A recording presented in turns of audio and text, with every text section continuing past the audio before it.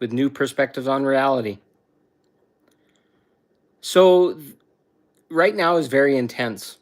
There's a lot of lessons and tests and programs falling through, and we're being asked to begin to take responsibility for our creation.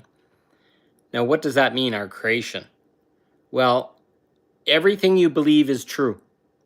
So if you believe you're not worthy, if you believe you're a bad person or you're doing something wrong, etc., you've been brought into believing and creating in your own reality through your beliefs and your projector, which is your mind, into being not worthy, not good enough, not successful, not having a job, not having whatever's going on in your reality, especially the recurrent patterns that drive you nuts and make you feel like a victim because they've been programmed. We're in a reality where TV and media and programming basically says the world's not a safe place. Get a good job, get married, have kids, have a vacation property, go on vacation, do all these things. We're told what to do. Now, I don't like to call people sheep, but we've essentially come to the point where everything we're told from our parents all the way into our bosses, into our government, into our religion, into our society, basically goes into our brain, and we try and comply to be safe and to meet expectations and keep other people safe. And the program goes on and on and on and on.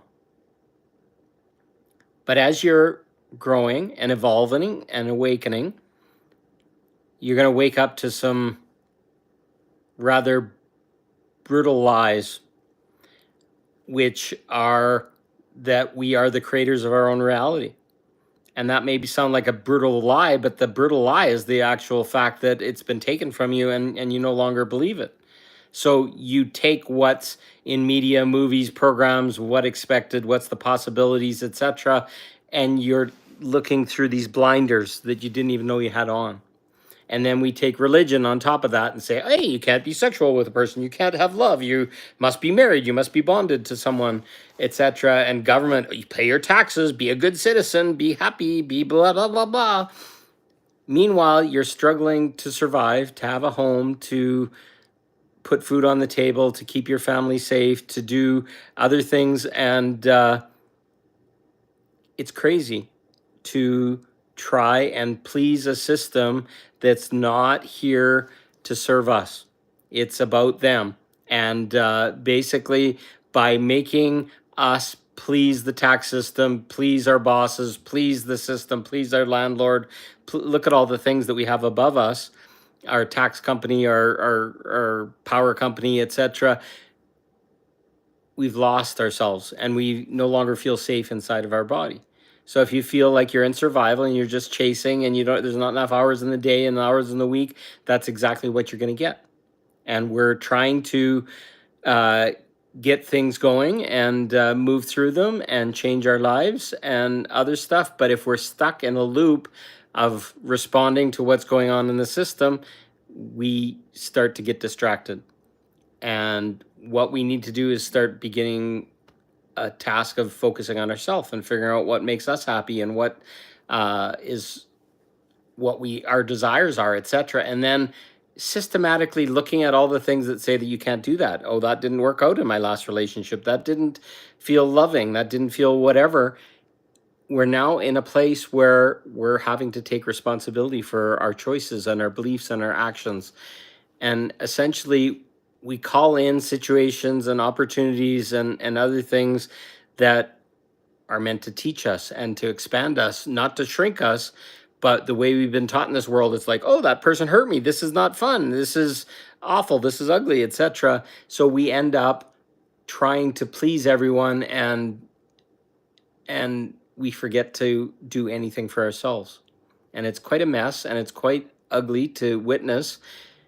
But what I'm here to say is the minute you wake up and you start to begin to see that you're complicit in your own misprogramming or things that aren't working out in our life or whatever, we partner with these circumstances to learn from them, but we've been taught to blame and say, hey, they did something to me. This is awful. This is ugly. This is not fun, etc. But meanwhile, you got three fingers pointing back at yourself. We pair up with people of similar vibration, of vibrations that maybe we were taught from childhood and we didn't know we could have anything better. I had a mom that was damaged as a child. She was raped and did not feel safe to me. So that programming went into me and showed me that all women are like that, and I could only attract those kind of women into my life. But I've seen through a lot of really intense work over the last little while that that's my choice to see that. Think of it as a filter, a lens that I have over my eyes based on my past experience. So I see that in all my experiences, which isn't actually serving me. It's actually making it impossible to have relationships. So I'm starting to change that and starting to say, okay, I had a wounded mother. That doesn't make all women that same wound. And I now have to make a choice and start to no longer see through that lens, take the blinders off, let's say it, and begin to make a choice that's serving me better. Where in your life is this happening? Where are you choosing to be in poverty consciousness, in things not working out, and every time I try? And if you can say a story and say, every time I try that, this doesn't work out, then probably that's one of your biggest lies that you've told yourself. In the past, those were situations at different times with different possibilities in the world. If you're changing and you're evolving and you're ascending and you're waking up, you're a different person every single time. So what we're in a place now is to test those possibilities to see if new possibilities are available. Once you have new possibilities available, you're going to start seeing your creation ability, your ability as a creator to change your reality, and you'll see significant results. Now, if it's not turning out the way you want it, you have to spend a little bit of time and say, okay, this isn't quite what I want, and I choose to no longer welcome women that have been raped into my life as the core vibration of what I could expect, because that was my mother.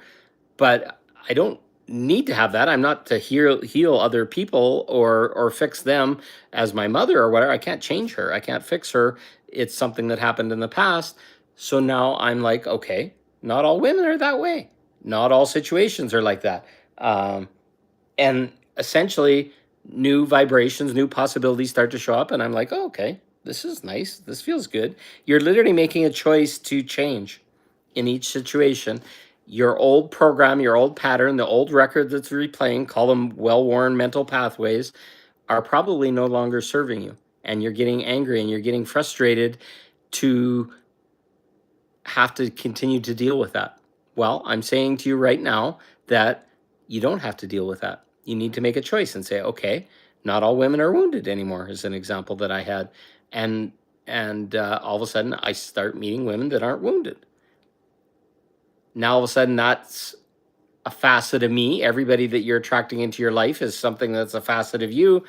And if I had that wound about wounded women or whatever, a facet of me is being projected out into the world and creating more situations like that. But now as I release that and say, oh, I forgive you, that was just an experience and it no longer serves me, and I'm moving forward, and you make a conscious change and you say, no, that's not working out for me anymore.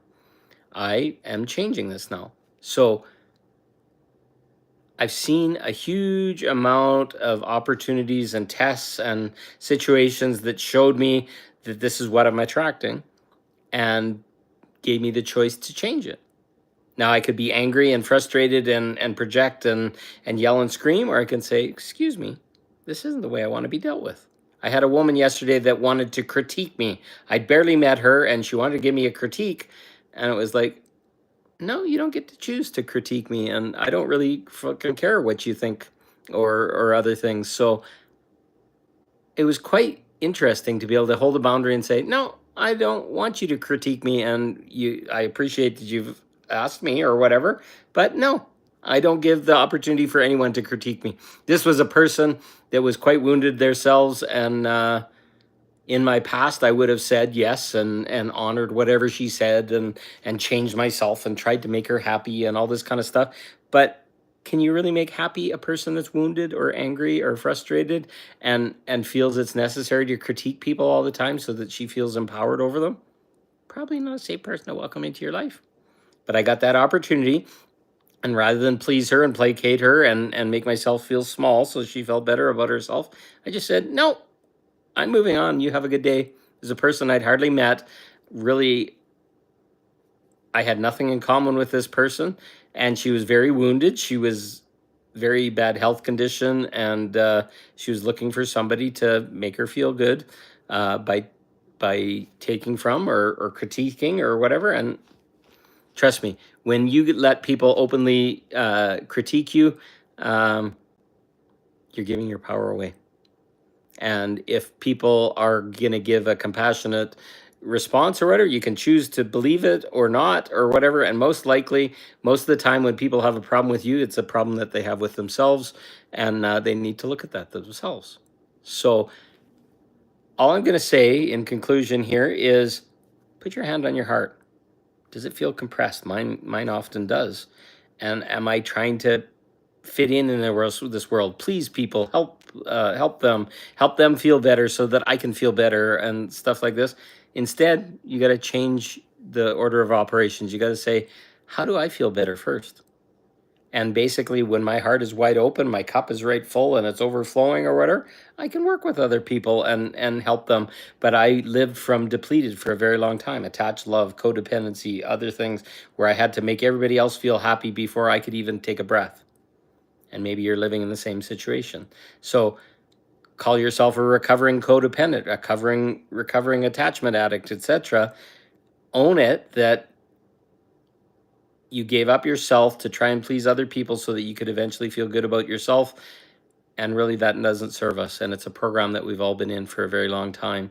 So start looking at your beliefs, who you please first, who you try and fix for, and who you try and change for to please them.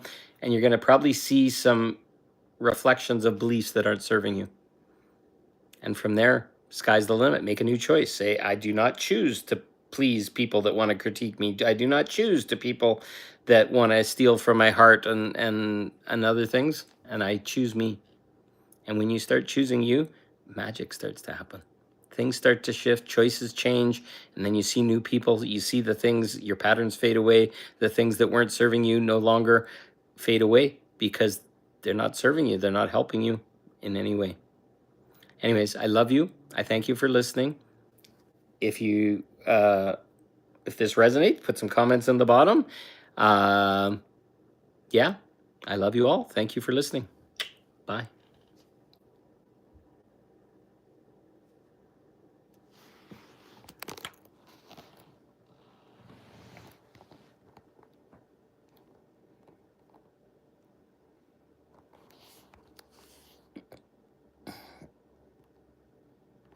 Oops.